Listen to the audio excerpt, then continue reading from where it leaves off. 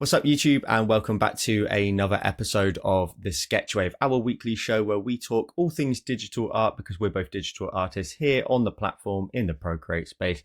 My name is Joel, otherwise known as JoelCreate, and my co-host, as always, is the one and only James Julier. James, how has your week been since we last spoke? I can't honestly say there's been terribly eventful. I've just been doing a little bit of acrylic painting. I've said this before. I'm really Nice. getting into the sort of traditional stuff. I need to do an extended tutorial of the one that I did most recently. I need to get me act together and get that uploaded tomorrow, hopefully tomorrow, which will be several days after this is posted. It all gets a bit confusing, doesn't it? We do this a week ahead of time, don't we? So by the time that this goes live, the extended one will well truly be up anyway. So how about yourself? You had a busy one or?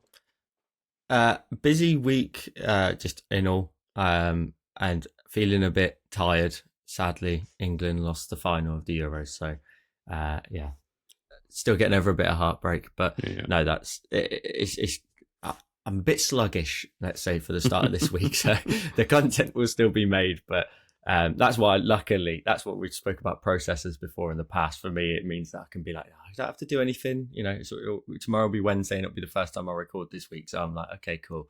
You've already got one in the bank for next week. You can take it easy and just get your minimum requirements out. Yeah, that I need to get done. I've got one piece of kind of newsworthy content before we get into sort of our latest designs. Mm-hmm. One thing I think a lot of users who are familiar with a lot of the digital art apps on the iPad, there is a whole suite, the Affinity suite, which is a rival to Photoshop, Illustrator, and so on. And it's a huge app. It's massive. It's on desktop. It's on iPad. And Adobe recently, who are the owners of Photoshop and Illustrator, have been going through a little bit of they're not being very customer friendly, let's put it that way, at the minute, with excessive cancellation fees. And they've just been going down a route that just a lot of people don't agree with.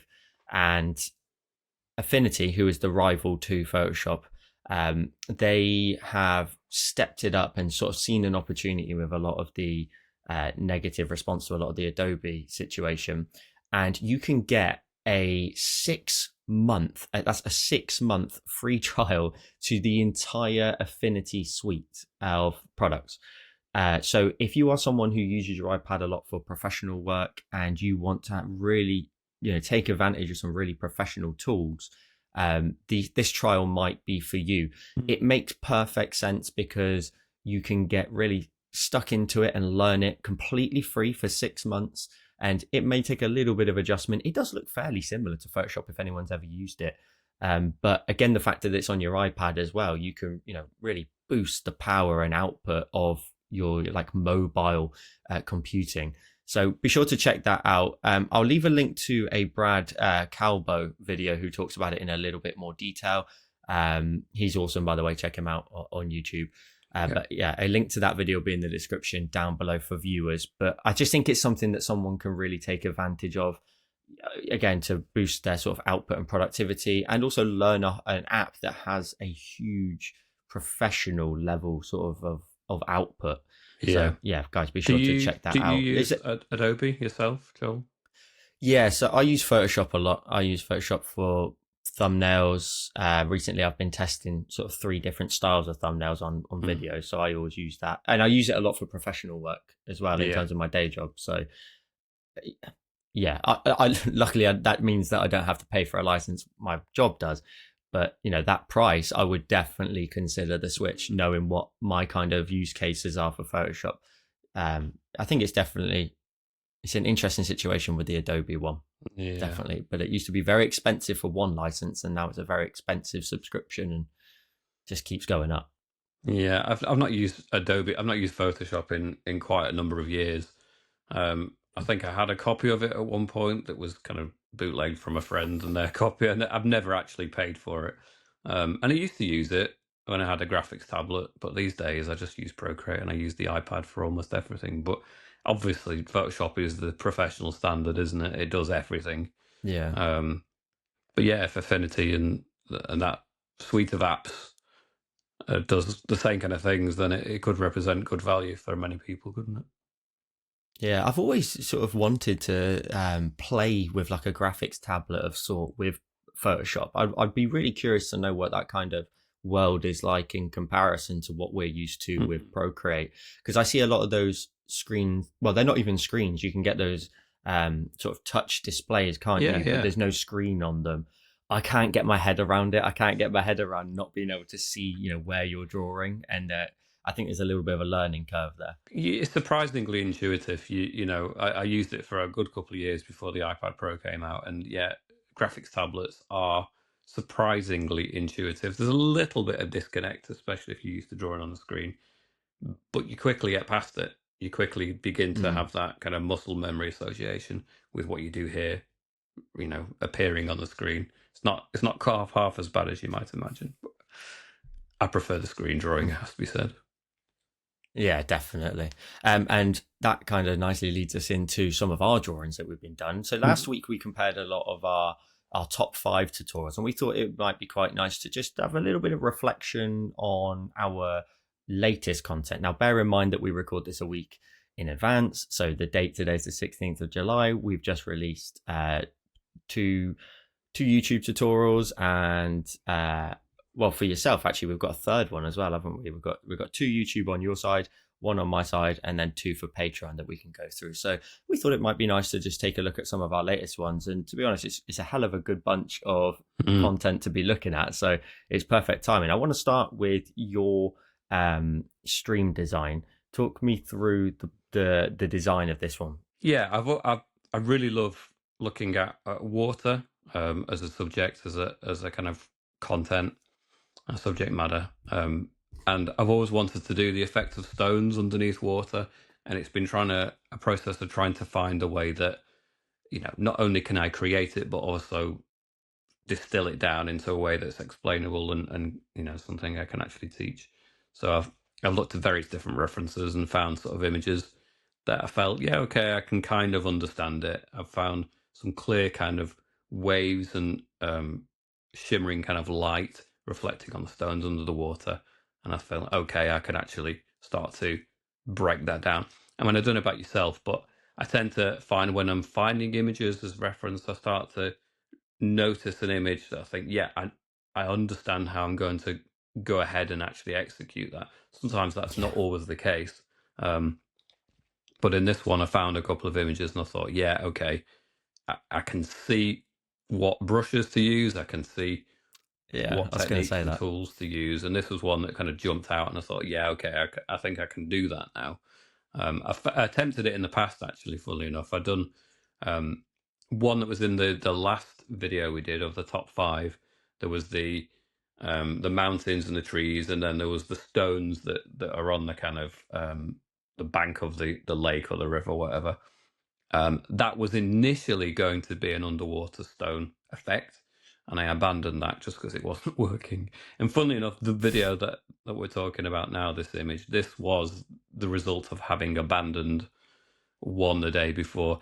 We spoke also about it, sometimes it just doesn't go right, and we hate the idea that we have to throw away content. Um, maybe saying that. But this is the second video that I actually created. The first one I did about 70% of it, and it just was not going right. I just had to ditch it in the end. I just wasn't happy with the process. I wasn't happy with the end result. I felt like it was so convoluted that I was just tying myself in knots trying to figure out how a way of actually executing it and explaining it. It doesn't happen that often, but that one just had to go in the trash.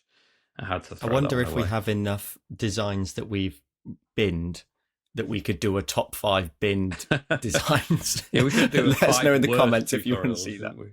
How about the ones we've Yeah. actually uploaded? Even our 5 most Oh terrible no, let's not do tutorials. I can think of a couple that would go there. Probably some of them are more, that. successful ones. But anyway, there you go. Um, so yeah, this is one that I felt that I would really enjoy doing, from the kind of the soft focus from the background, the kind of light streaming in, and that kind of sort of dramatic sort of little twinkling that of that sparkle soft in the water. focus, sorry.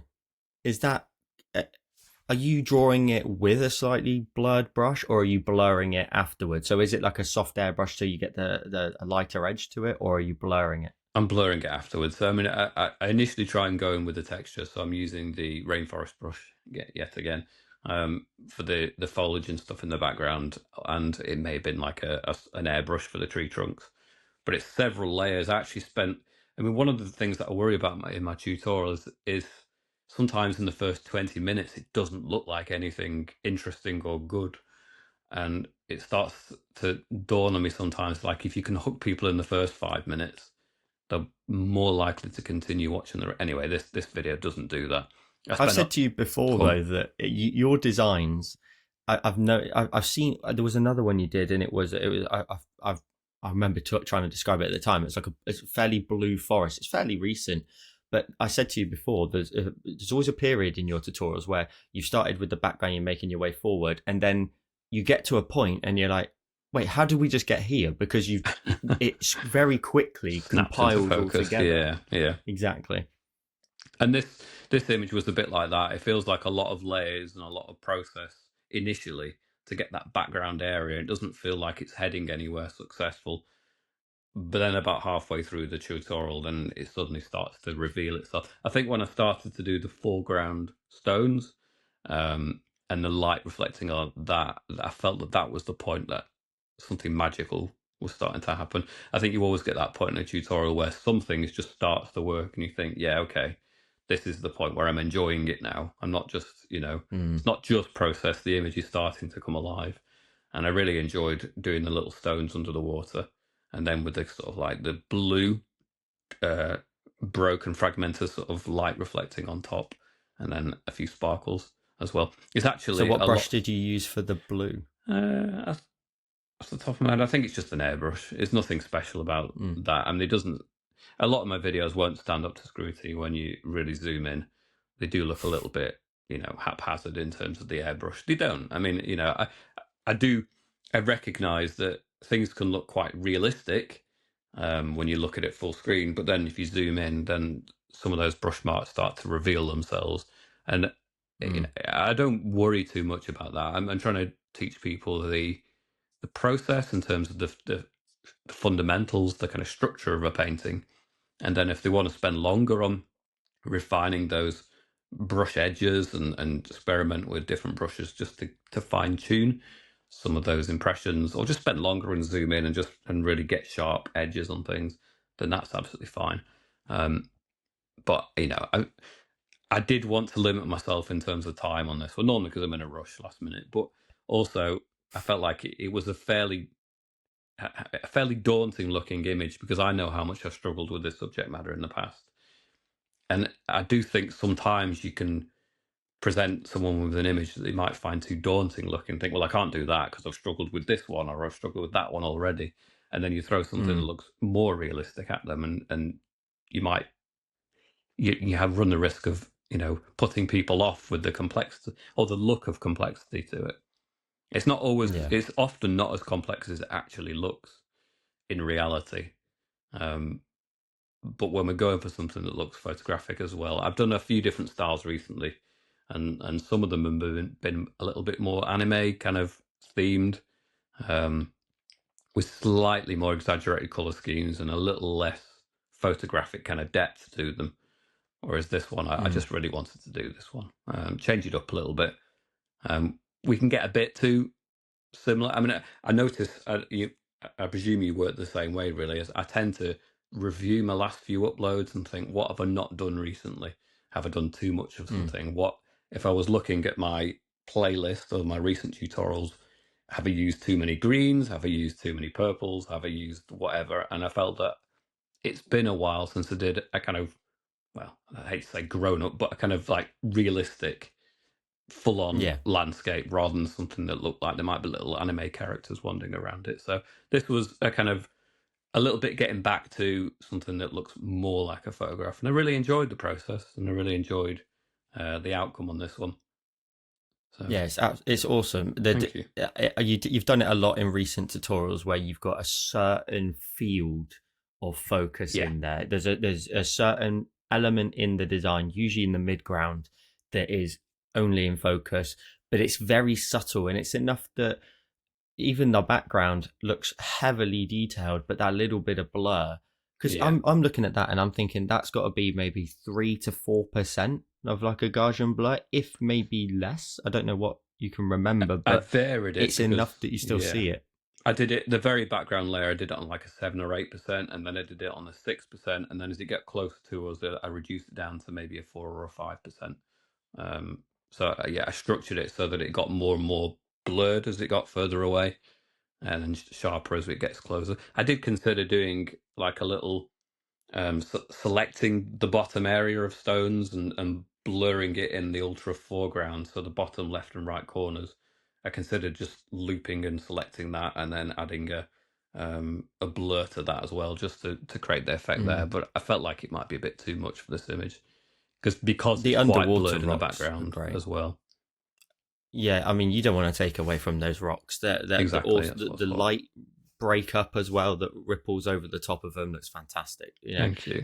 For me, this is one of my favorites that you've done in recent time, and I always base it off of my initial reaction. You know, I'll be scrolling through Instagram on a Sunday, and your content will pop up in my feed, and I'm like, holy smokes, that's awesome. Like it's I always try to gauge it off of that rather than like look any further at it or anything like that. It's what does that initial reaction tell you? And I think it, for me, you said last time about a tutorial that sums up exactly what you do on your channel. For me, this is one of those ones that you should put into that hat, because it's the shallow depth of focus, like I said, and the fact that those items just draw you bang straight to the center of the design. The background looks so nice and hazy with a little bit of breakout with the sun coming through.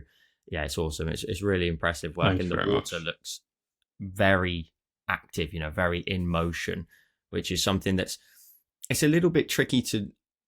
There's a balance, I think, when you do water like that, especially flowing over rock, where you don't do too much of it, and that's very dependent on what style you're going for. Because I'm reflecting now on a stream tutorial that I've got coming out in September, and it's very white. That like planned that far ahead. I think maybe I'm a hypochondriac, and also at the same time, I'm like, if I get ill, no one gets the content. no, but I know you can easily overdo the water.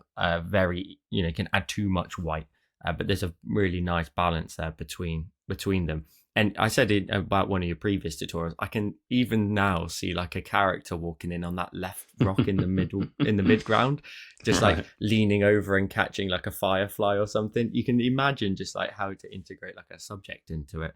I might have to do that in the extended awesome. version. Yeah, we'll see. We'll see. Oh yeah. maybe. I'll credit you if I do. Yeah. So you said about me having. Go on.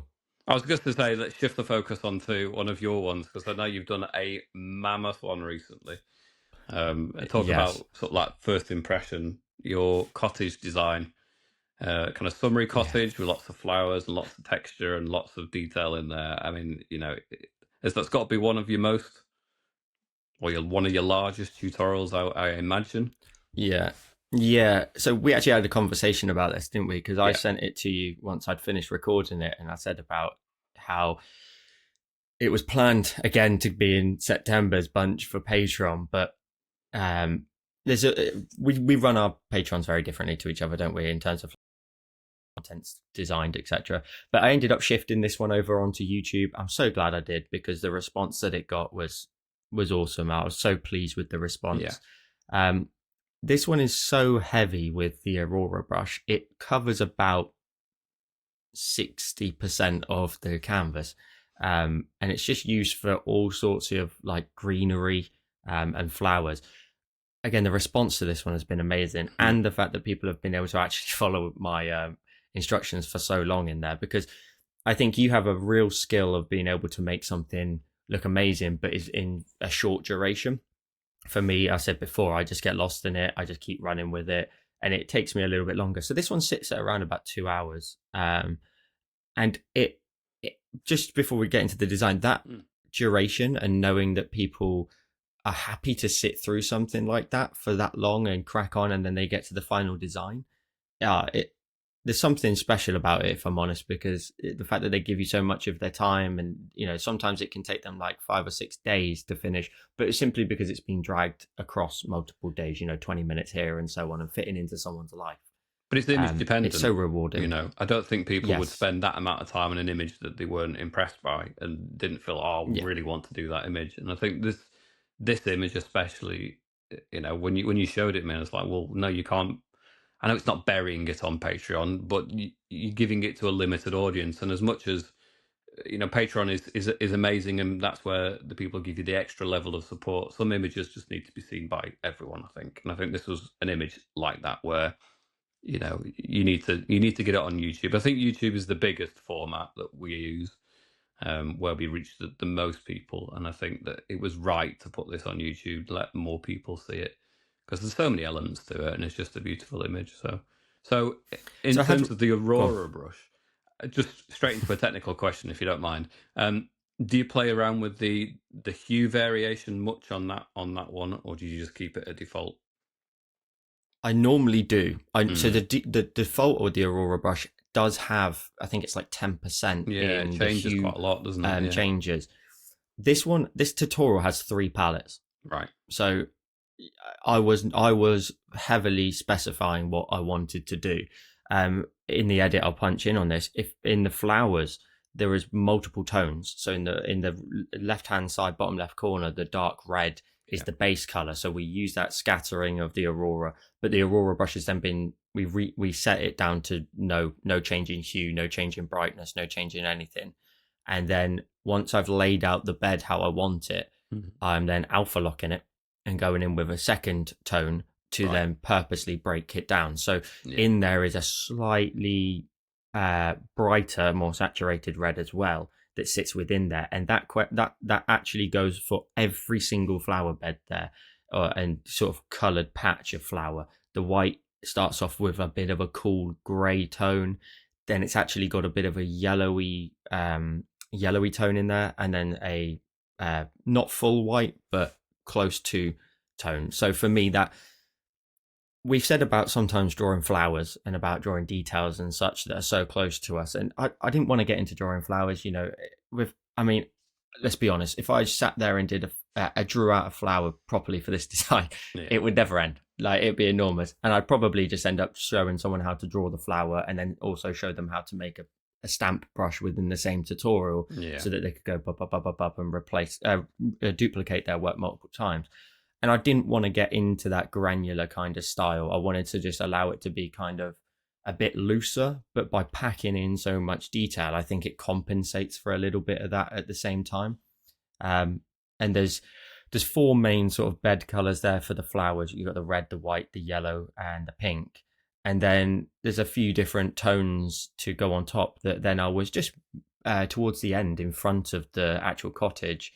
There's one big orange sort of flower bush that has a few red tones in there as well. So that combination of like the yellowy orange and the red wasn't used anywhere else. It was just used there. And for all of the beds outside the house, I wanted to do slightly different combinations of the colors, just to break it up a little bit. But the Aurora brush works so well that I've used it for, there's 2 trees. There's one behind the cottage, top right, and there's one towards the middle on the left-hand side that are those slightly cool green tones. I had such good fun with the Aurora brush in this that I forget how good it is at doing certain like elements like this of like greenery, especially in like a compact kind of view. It can easily be made too big. I think you have to keep it to like, I think it's something like 6%, obviously canvas size dependent, but keeping it to a small size that you can make it look heavily detailed and granular. But at the same time, like I said, if you make it too big, it ends up getting a little bit obvious, a little bit paint splattery almost. But you talk about certain moments in tutorials about when things come along, because very early on in this one we drew in the cottage body, so in terms of like the shape for the roof. And because you don't want people drawing stuff in places that they don't need to draw stuff, especially with this type of detail. Like, you don't want to have them wasting any more time necessarily. So the once I got to the roof, so the first part of doing the cottage, other than having the brown beams, the window frames, the beige tone for the roof and the white for the body, the second I chucked that shadow in the triangle at the top, so the shadow tone, and underneath the thatched roof, it's those moments where it's like, okay, cool, this is really finalizing, it's really coming together. But I had great fun with it, and I tell you what, my favorite detail in this, Go on. this is so stupid, I won't be able to guess. in the door, if you zoom right in on the door, oh yeah, there's a tiny little glass window, and it's a reflection of the flower bed that it can see off to the left. And I love that detail. It was so fun to put in there, just a nice little extra bit. And then I was like, hang on, maybe I should have done more reflections in other windows, seeing as there's 4 more of them. But I kind of wish sometimes my model was a bit like yours, because I would have loved to go back in now into this one and add more content. Such as those like little things like reflections and, you know, anything else that you could think of that you could introduce in here. I actually used a brush as well called the ink roll brush. Right. I think I should just make a public service announcement. No, well, a little bit for the thatch, but mainly it's the like paint stroke effect that's in the path at the bottom. But I think I need to make like a public service announcement for this one, and an apology, because it was a bloody awful brush to use and people were not happy about using it. People on my Discord who posted their finished designs just said how much of a pain it was, because it's one of those brushes that it's not got a set like shape that's always upright. And I don't know if it was like the angle in which you start your stroke determines the orientation of that shape. So, you know, something like a soft airbrush, it's a round shape. It doesn't matter what direction you go in, it's a round blurred circle. But that one, it was a real pain for people to get. Doesn't play ball. Used to. No. But I had great fun with it. It was a big tutorial. I'm glad I put it out on YouTube. It did really well. Yeah, and it continues to, doesn't it? It'll be one that continues to eat up, you know, attention. And I really like the balance on this one, because it's so heavily textured with all the flowers, but then you've opted to do a really just a nice transition sky where you've not got any clouds, and just the light element that's coming through, the dappled light on the path, and the sunlight and the warmth coming through. It's really beautiful image. It's really nice. Very nice. I had fun with it. Bit of we say about putting geometric shapes in there and stuff, which sometimes can be a little bit daunting, just to make sure things look correct in a certain way. But I guess quite similar to what you said in one of your top 5 videos, you know, certain elements just to hide certain things. You don't need to address, you know, every little detail of the building. In my initial practice, the right hand side had another window, but I decided to just extend a bush and cover it up, and, you know, save yourself those, you know, extra little elements, because that's something that you should learn in your own work if you're watching this. If you don't have, if there are certain ways that you could hide certain things, or just not have to do certain elements, you don't have to overdo it. Find a way to maybe, you know, cover up a certain piece of your design, as long as it makes sense, you know, you can do stuff like that. Yeah, I had great fun, and definitely something I love doing the longer tutorials. I think it's almost a little bit like the Skillshare kind of model, in a sense, where you've got such a big project. I know Skillshare is very different in terms of it's usually chaptered and whatnot, but, you know, I try to break my tutorials down. You know, you can see from the chapters on the videos that they are broken down into segments, and you can make your way through like a piece. And I think it's nice to stretch your legs a little bit sometimes. You know, I always say, like, if I compare this to the one I did a couple the weeks before, which were kind of wallpaper designs, and sometimes it's nice to do the real simple ones and just have fun with the basics and aim it at a certain part of the audience. And then you want to do something where you can stretch your artistic muscles a little bit, and flair, and try and, for your own personal sake. I don't mean it in like a chauvinistic kind of way. I just mean it in a way that, for us, it keeps your mind going. It reminds you of what you're capable of, sort of where you can stretch your legs in a way. So doing something like that, for me, is definitely, although it's challenging from a content creation side of view, and like the editing afterwards and so on, it's so rewarding to have something like that in your library. Good, like, you know, it's there now for everyone to enjoy, and it's good to have short videos, especially when it's simpler, and then really lengthier videos that people really get into depth on. Yeah, definitely. Yeah, Definitely. Let's move then to your next one, because this is the week before the stream, Yeah. right? So this one we have your stone bridge design. Mm-hmm. So this one's actually a two-parter again, isn't it? As you typically do with your model. So talk us through first of all the first version, and then obviously your extended one and the changes that you've implemented. Yeah, I mean, this was again an effort to just introduce more architectural elements. I've done a lot of nature landscapes with barely anything that looks like it's produced by humans that had a human touch on it. So I've been enjoying doing something, a series of tutorials that just have a bit more humanity sort of stamped in there. And I found more reference images again. People wonder whether these are plucked from imagination, and sometimes they are in elements, but more often than not, we rely upon tutorials for inspiration at the very least. And I found some images of bridges, and I just thought, especially with all of the moss and the greenery, I didn't say that correct. The greenery growing over the top of this one, I just really like the fact that it would hide some of the architecture. It would be there, give it a structure and a focal kind of point to it. But then within that, exploration of texture and nature elements too. And this one was a really, and I wouldn't say simple tutorial, but it is more simple than perhaps it looks. The brushes used, I think it was like 2 brushes, maybe 3 if I reflect on it. But that was mainly just 3 because I used the inking studio pen for the vines. But it was pretty much all rainforest brush. The vast majority was rainforest brush. I use it for everything these days. It's It so is my favorite effective. brush. It looks great. It's amazingly versatile. There's no water on the initial version, but all those Well, hang levels on. of Before we move on, yeah, sorry to interrupt. When no I did problem. your deep dive, I asked you one question. I said, if you could live with only one brush, what brush would it be? And you answered, Airbrush of some sort. Yeah, probably like a you soft did. or medium airbrush. Yeah. Now, at the minute, based on your designs, I Yeah. think there's a massive rival for that spot. If it comes to Because my do you think you could do it tutorials, all? that's different than me. If you trap me on a desert island with an iPad, in an unlikely event that you'd be able to charge it. But if that were a situation where I could only use one Procreate brush for my personal work, it would be the soft airbrush.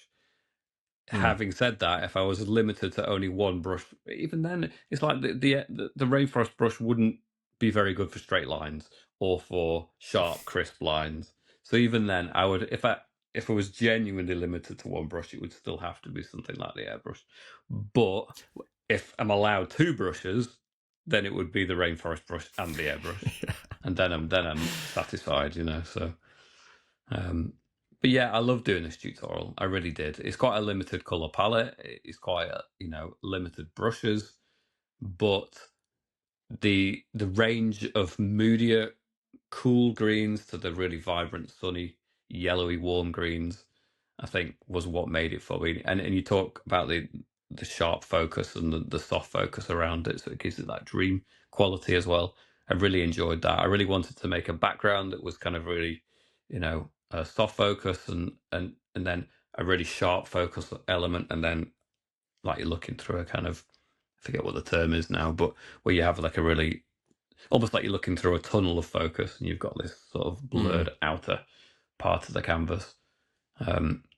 It's one that I could almost imagine adding flowers to and other things. I didn't do for the extended version, but yeah, I can imagine adding little sort of little white flowers and things like that in the landscape.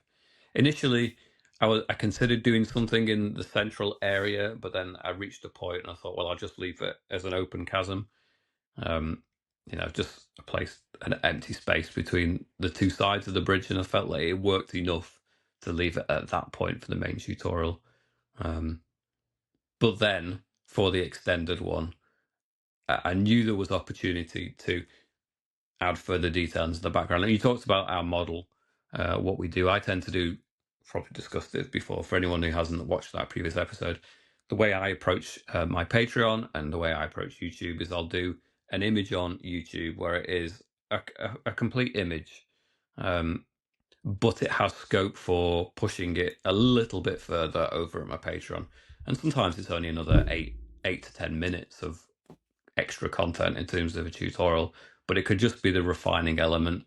But sometimes it can add something that's more substantial to the image. It can be something much more Mm. structural, much more at the foundation level, adding a completely different spin on it. I think it's somewhere in the center of that. It definitely adds more structural elements to the background in the extended version, and a reason for the bridge to exist. So water and little stones and a series of waterfalls, similar to my most recent tutorial. But there's not a lot of detail in that water. It's pretty blurred out. It's a general sense of that. It gives a reason for the bridge to exist, but the majority of attention and detail is still the bridge itself and the stonework. I was quite pleased with the stone as well, because it looks like it's more involved to create than it was, and it really wasn't. It was quite a bit scribbling. It's scribbling in the right places, but it's still just scribbling. And I think putting it in the right place is a large part of the decision in art, isn't it? It's I think if you know where to put it, and you know where to put the right colors, and you know where to put the right highlights, then it almost doesn't matter then if it's a little bit scruffy, because the general impression will shine through. And I was quite happy with Yeah, the overall definitely. look of this one.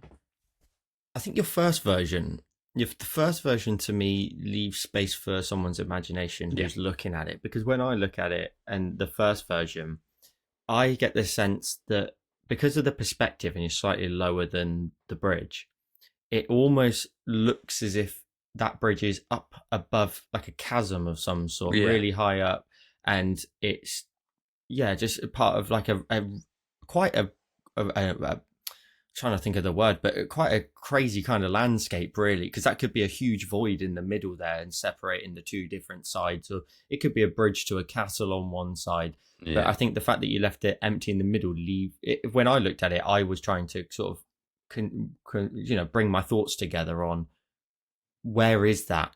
Is it up in the sky? Very high up, or is it actually a little bit closer to the water than I think? Is there water just below the frame kind of thing? And the second version makes perfect sense then to include a river from the back to front and the waterfall element. It all gives you that sense of height, but you understand then what's coming from the rear of the design all the way through to you where you're stood on a ledge by the looks of it It beside gives it. a different Yeah, it's perspective, also, and doesn't it? Yeah. I love the fact that you've got like it's almost like a monotone style palette to it, isn't it? Like it's all quite green. Yeah. Even in some of the cool grey tones, they've got quite a lot of green in there. I think that's a really fun type of design to do, where you try to. It shows a lot of understanding of like contrast when you do something like that, and being able to, although they're all green hues, you've got enough in the brighter tones along the moss along the top to really bring that out and Yeah. separate it from those other tones. And likewise, the shadow tones with the moss as well, and the underside of the bridge gives it enough contrast that all of those greens are separated. And even in the background, you say about the rainforest brush you've used before, the trees back there, there's still so much sort of depth to them in terms of like the volume of how big they are as trees. So when you use that rainforest brush, you said about me using the Aurora in the previous design. When you use the rainforest brush, is it a selected color, or are you messing again with brightnesses and hues as well? The only thing I'll change in terms of the brush settings, the only thing I change on the rainforest brush tends to be the spacing. So on the stroke path, there's the option to increase the percentage on the spacing, and I know it off by heart now, but default it's 27%. So I'd normally put it up to about 45%, because it just introduces a bit more kind of spacing and separation, makes the texture itself more distinct. You get a kind of clumping together by default, and then just whacking it up to 45 just makes it more useful as a texture. But there's not a lot changed other than that. I've not changed the hue on it within the brush settings. Obviously used the kind of Gaussian blur. I've not used any other kind of tricks particularly, other than just laying the textures. It's largely kind of color based. So if you get the right colors and the right degrees and the right percentages, then it pulls the impression together, and then beyond that, it's just a Gaussian blur, really. So it's a more straightforward image than it might give the impression of. I think the impression that it's more detailed is just that it has that sharp focus and feels quite Mm. tangible. But actually, it's about an hour long, the tutorial, but it's not as complex as it might initially look. I know that because I've seen lots of versions of it now that look really cool, and that's always my best judge is that if I see other people's versions of it and it looks similar to mine, then I know that it wasn't that bad of a tutorial. Mm. I know that it's possible to follow along. That's not always the case. Sometimes I don't see as many, but on this one I saw quite a few. I've said about a lot of your tutorials recently. They've started to lean into a little bit of like a fantasy kind of realm Hmm. to them, and this one definitely falls into that kind of.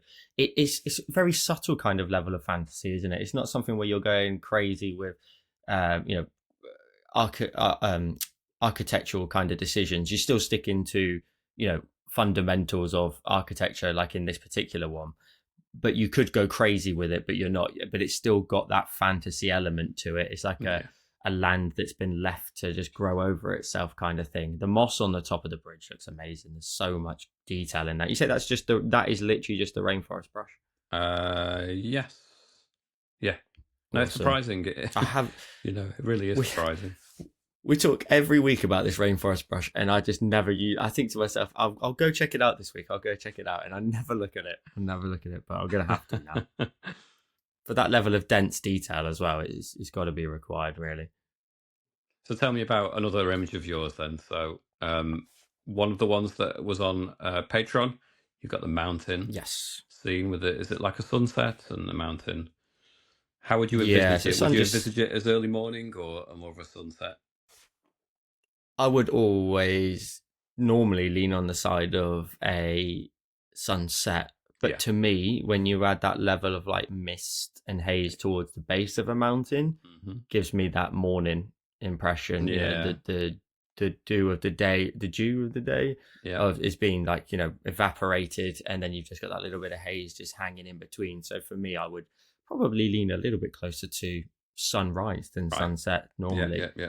So this particular one, I love drawing like landscapes like that, and just we've said loads of times like almost like Bob Ross I was inspired going in to in say a that. sense, and Yeah. I also wanted to make something that had a really quite a vibrant palette set to it, really, Yeah. in terms of just making it's very easy to just go with like a light blue into like a light yellow for where the sun Hmm. direction is, and that's it. But I really wanted to create something very vibrant, very uh, almost popping and rich with color. So and I tried to do that from top to bottom, really, because the top and bottom of the design has the purpley tone for the sky. So I wanted to make sure the color doesn't fall off into like darkness or into blue. I really wanted to keep that. It's almost a bit of a pastel style palette, Yeah. really, for the sky tones. But I think I was using a few different brushes for the sky. I really love creating these really streaky skies. Off the top of my head, I cannot remember what brush that is because I recorded this quite a while ago. But I know that the few hanging clouds there, I believe, are the same brush that I've used in the design. So I made a brush Right. Okay. for the mountain. So I think this is a little sort of nod towards the fact that there are certain things that we can try to replicate from the traditional methods. So I created a palette knife design brush for this Yeah. one, um, and I I can always see Bob Ross when he uses a palette knife. The roll of paint that he would take had lots of different hues in it, but when you scraped it, they were never evenly distributed. It was never just a block and a row almost of color, Mm. like a streak from start to finish. It would deteriorate, and then it would maybe even come back in. So you'd end up with like a patch where the paint just didn't catch for some Yeah. reason. And I really, really wanted to replicate that in a brush. I've been trying to make one for a long time and just keep going backwards and forwards and try to create the different pickup like it would on a canvas. And I'm really pleased with how it turned out. I'm going to keep using it for a couple of different mountain It's designs. really You nice get a texture. little bit Yeah. of like a, yeah, thank you. I think sometimes with a brush like that, you want those gaps. You want Oh yeah. the base tone of the object to come through, and you don't want to, use something too full and rich of No. color. You want it to be quite scrapey almost. I think that, And I speaking had of really, color, I think that the thing that's absolutely crucial on a mountain is to get that cooler in the shadow color right, because it all yeah. hinges upon getting that right tone of usually a blue or a cool color on the shadow side, and that is what is perfect on this mountain. I think is that choice of color, that particular color on the shadow side, just brings it all together and makes it work really nicely. It's the first one I think there's three tones in there. There's a really sort of subtle dark purple almost, and then building up a few grey blue tones. Yeah, Like you said, you always want to have that cool and warm side a lot of the time, yeah, dependent on what your mountain is. Is it a snowy mountain, or is it just a mountain yeah, in an area that doesn't have that type of weather? This one probably, if you were to look at it, although there's that bright highlight, I don't think that that's necessarily snow to me. That is just a bright bit of lighting that's really landing on the yeah. surface that you could get away with maybe adding a little bit of snow potentially. But Hmm. with mountains, you know how you've always got, you can draw a triangle and you can split it down the middle and you can say this is the highlight side and this is the shadowed side. That's the basic, obviously, isn't it, of like keeping it simple. Yeah, But the fun thing and the thing that I constantly want to enjoy and challenge myself to do is when you come down that straight line, can you zigzag to start yeah, with? So you can create different grooves and different ridge lines. Then can you create, although the object is flat when we draw it, and then the work that you add with your highlight side really does determine the whole structure of it. Are there more peaks in yeah, front of the overall shape that are a little bit in front of it, a little bit closer? Can you break it down? You could easily somewhat merge the two sides together in terms of their highlights and merge them into each other, or can you keep them separate and create multiple peaks within the same design? yeah.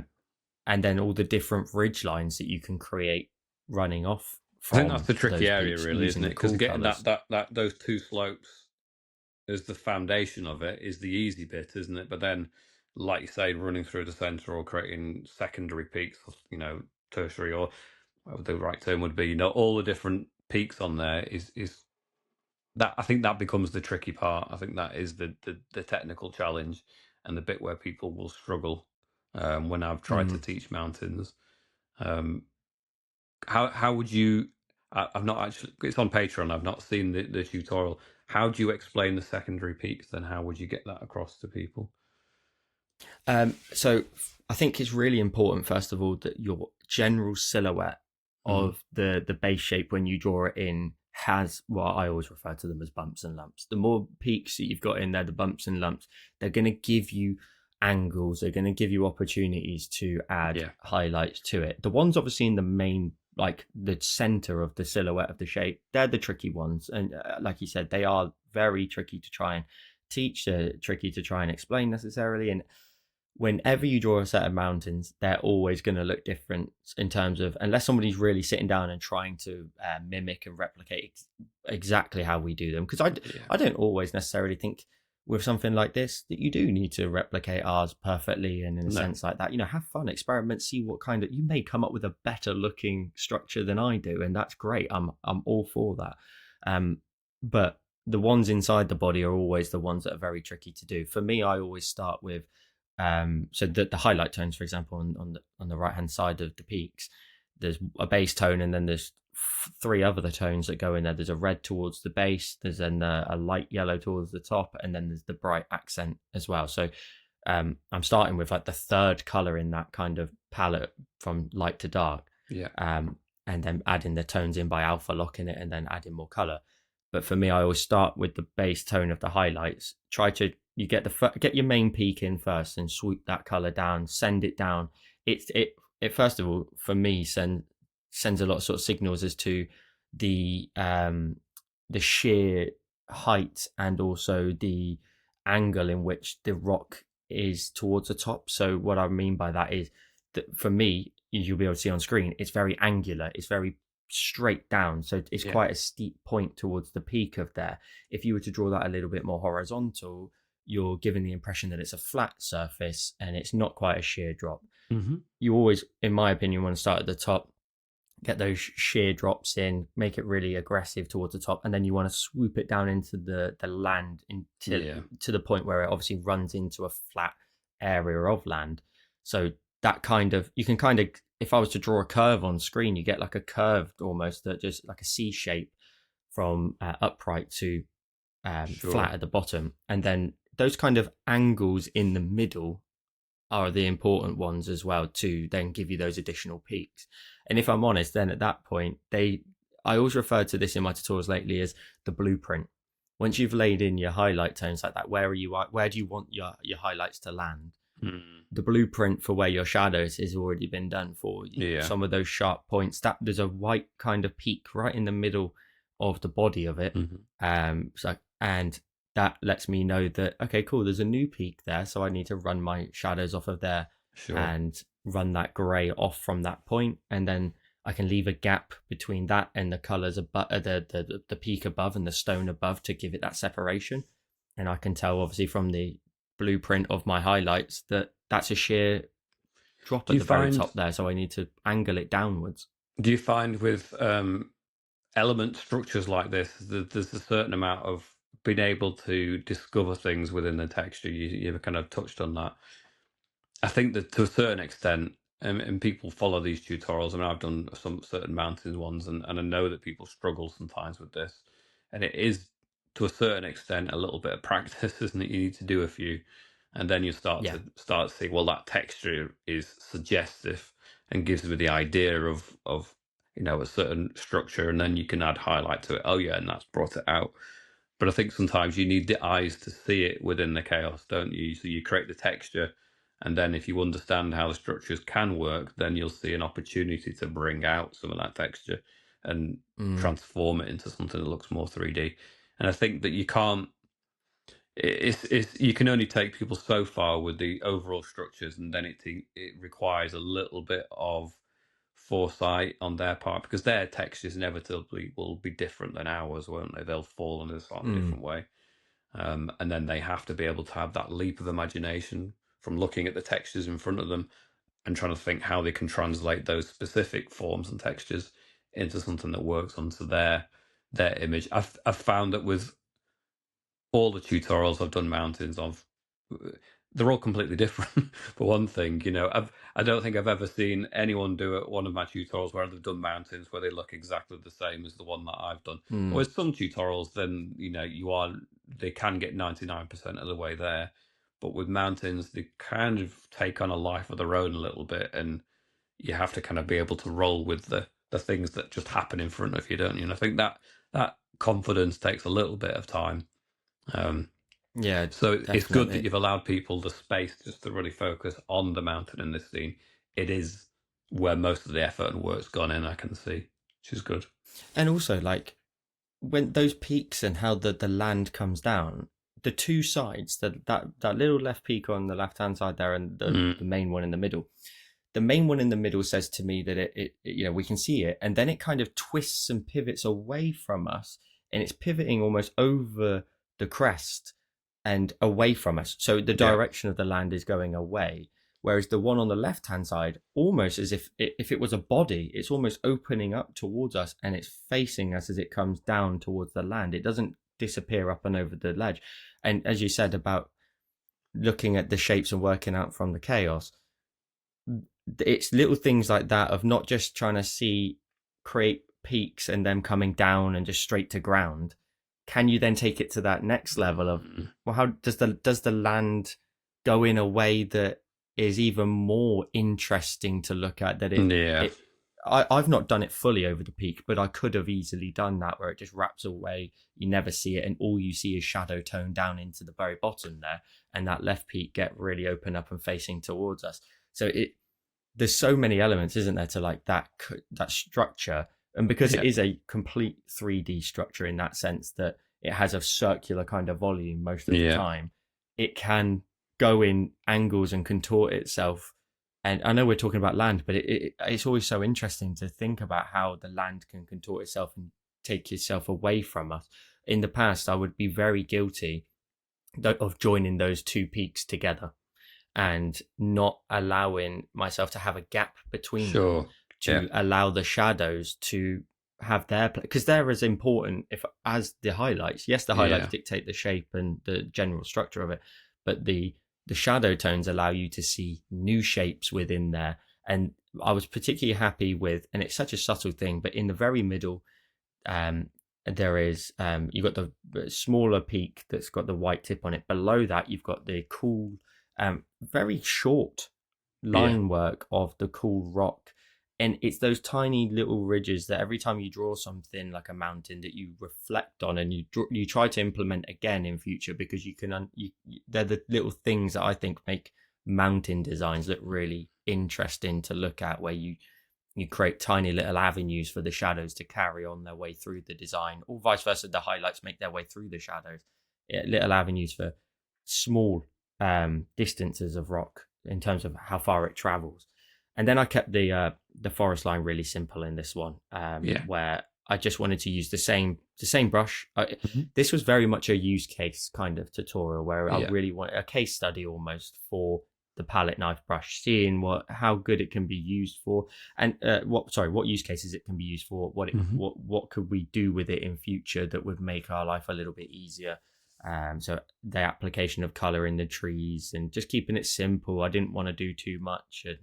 And I think we've said, so when we said in our last tutorial about our top 5, and you said about the one in your extended version where you added the rocks at the foreground Yeah. right in front of us, this was the one that I was referring to, where Yeah. introducing some rocks at the very front here is exactly the same kind of sort of Yeah. spacing, isn't it? Where you could introduce those elements right at the very front to add some extra content. But I said it then at the same time with your one. As people, we love sky and we love reflections. So It's this one, I true. Yeah. just let it fly. Really, I actually used the palette knife brush for the smudging as well of the reflection as well, just to get rid Mhm. of a few like details that are a little bit too detailed and take away a little bit. And I said it about the trees. I think sometimes using certain brushes and learning their limitations is really important, because when you think about, for example, your rainforest brush, the fact that you can create such amazing granular detail in that moss along the bridge and yet create massive trees in the background that have such volume to them and it still looks good. I think it's really important for people to learn the use cases for brushes and Yeah. try to get to the limit of where those brushes are. Certain brushes will have limits to them fairly easily and fairly quickly, but if you can work out use cases for them and different options for them, you're going to really boost your arsenal and really be able to create content somewhat quickly, like being able to let the brush do the work. I say that so many times in tutorials: let that brush do the work and utilize all the options that Procreate has. And like you do with your rainforest brush, adapting it and changing a couple of things here and there will make it really fit your use case for your particular design. You mentioned about maybe putting flowers in your moss bridge. If you Yeah. use the Aurora brush and set the hue and brightness to maybe even 15% on all of them, you'll get lots of Yeah. different colorful flowers, and you don't have to sit there and change color and change color. It's Just true. let the It's brush do the definitely work and worthwhile just learning the let it run brushes, isn't through. it? Yeah. Absolutely. It's fascinating. It's so interesting to see people use the brushes like that and work out what you can do, and use brushes that you never even thought would be something you would use for that particular element of a Yeah. design. And for things like your stonework, you could use something which has slight different bit, again, hue and brightness in it, that gives you all that grainy detail inside the rock. And again, you don't have to meticulously sit there and go, do you know what, I'll add a little splash of this. Let the brush do all of that work. And Guys, I hope scale makes a you big difference, doesn't it? So whether if you have something at a really small scale, not just the spacing, but like you say, for me, for example, with the rainforest brush, if I have it really small, then it can represent tiny little leaves and moss. mm, Big, it represents tree canopies and these other things. So yeah, as well as spacing, I think playing around with the scale of it. A lot of brushes can be reduced down to a fine line, and you can use it like a pencil. Then you blow it up, and you can fill in large areas with it. It's amazing how versatile many of the brushes are within Procreate. And sometimes if you go into a brush that appears on the visualization as just like a straightforward brush, and all the textures are really condensed together to give one effect. Just go in there and change the spacing on them just to see what the components of it are actually. You might find something way more useful. There was a brush that I used recently. I think it was the Currawong brush, that I found really useful for flowers in much the same way that you used the what was the brush again you used on the cottage It was one? the Aurora brush. Aurora. It had a very very similar effect as the Aurora brush, but then using the scatter as well as the scatter function, isn't there? Where it just kind of Mm. just chucks them about there a little bit more randomly. So the combination of changing the spacing on that brush and mixing up the scatter on it as well just made it a completely different brush that you wouldn't even think it was by looking at the default settings on Procreate. It looks completely different when you change those qualities. So it's definitely worth digging through those brushes and just seeing what they can do. You always just reset it or create a duplicate Mm. version, so you're not losing the first one. The first one, rename it, and it can become like a permanent part of your brush catalog. Then you don't have to reset it. You just save it as a new version. You don't never have to. If for example, if you're using my tutorials, you may as well just create a default version of rainforest brush that has the spacing set to 45%, because I'm going to use it again. You can guarantee it. So Lots of people save you do some that though. time. They'll create folders of their content creators that they follow, and every Yeah, time they make a brush, they put it in a folder, and then they can go back to it and use it again. I've yeah, learned a lot recently to try not, like for you, the percentages of the rainforest brush to get you where you want to go. yeah, For me, I've tried to somewhat steer away from. Although I always want to use the built-in ones, I'm trying not to create like multiple versions of many different brushes. If I can yeah, think of a use case for a brush to go back in and use it again, I'll go back and use that, so people don't have to download excessive amounts of just me making a monoline brush with a certain amount of spacing. yeah, If it's something as simple as that, I'll do it in the video. But if it's little tweaks here and there, or I've forgotten every single tweak that's gone into it, I'll obviously share that brush. That's what I did obviously with the palette knife brush in this one. And like we mm, said about, learning which brushes to use for certain use cases, I'm going to be using this again in another mountain tutorial, hands down, because it takes your work in a certain direction, doesn't it? That yeah, you learn to, well, I like that. And then that may change again in the future where I add something else to it. Maybe it's a grain that runs over the top of it as well. There's always things that you might be like, oh, I wish I could get a little bit more texture from this. You said about the yeah, noise, didn't you, in a previous tutorial about yeah, your tree on the island? I don't know if the brush that you used for that, which I think was the rainforest again, if you were to set a grain of something that had, it was just noise, like, so set the sure, noise, so make a layer of noise and then add it as the grain, it would be built yeah, into the brush kind of thing. yeah, So there's definitely things as all of us do as we make our way through our journeys that we'll go, well, I'd like a little bit of this, I'd like a little bit more of that, and then you can just learn to tweak just tiny things, because the brush studio can be pretty definitely, intimidating, can't it? yeah. Absolutely. I mean, there just seems to be 1,000 different ways you can amend it, and half of the adjustments on them I don't even understand myself. I've really dug about 5% into each brush and what you can actually amend. I've gone for the very obvious things that shift and change it. But in terms of it trailing off at the end of the stroke, or trailing in at I don't bother with any of those things. Mm. Um, but yeah, there's never-ending seeming ways that you can change the actual brush from the grain, change the scale of the grain, for example. I do that in a couple of brushes, mainly just to eliminate the grain on it, because if it has like a canvas texture grain, I will Mm. try to get rid of that typically. But yeah, there's just an infinite number of ways, isn't there, within the brushes just by default that you can play around with them. So it's definitely worth having a go. If nothing else, you'll just teach yourself about what the brush is actually like, and what it's constructed of. Is quite a useful exercise in itself. Yeah, definitely. Guys, we will leave links to all of the tutorials that we've added here. Obviously, some are on Patreon, some are on YouTube. So, if you're already subscribed to either one of us, you'll have access to that.